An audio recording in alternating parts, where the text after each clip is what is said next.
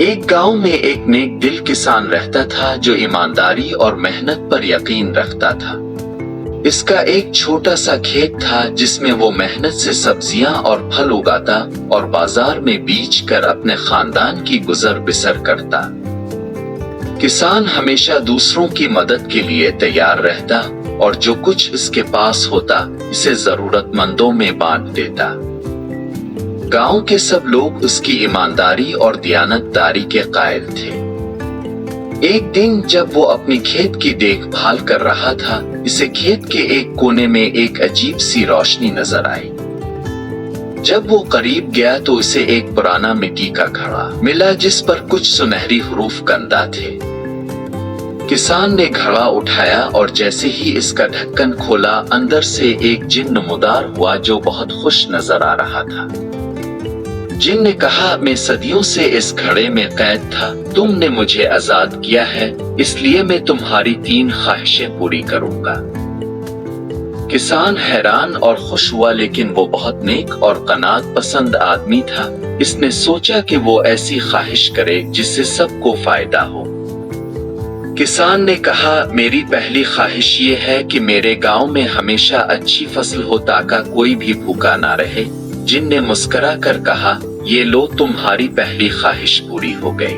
اگلے ہی لمحے گاؤں کے سارے کھیت ہریالی سے بھر گئے اور ہر طرف پھل اور سبزیاں نظر آنے لگے۔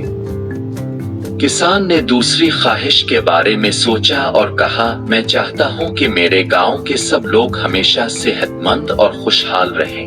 جن نے پھر جادو کیا اور پورے گاؤں میں خوشحالی اور صحت کی برکت پھیل گئی۔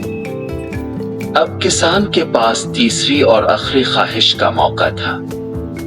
وہ سوچنے لگا کہ وہ کیا مانگے۔ اتنے میں ایک لالچی سوداگر جو کسان کی باتیں چھپ کر سن رہا تھا، آگے آیا اور بولا، تم بے وقوف ہو۔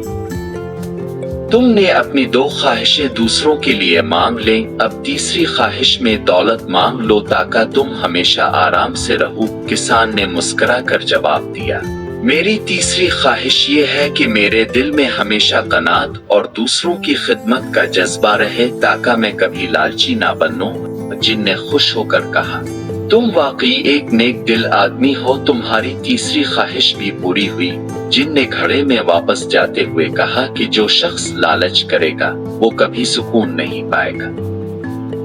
اس کے بعد کسان کی زندگی میں سکون اور برکت آ گئی۔ گاؤں میں خوشحالی پھیل گئی اور سب لوگ کسان کی نیکی اور سادگی کے قائل ہو گئے۔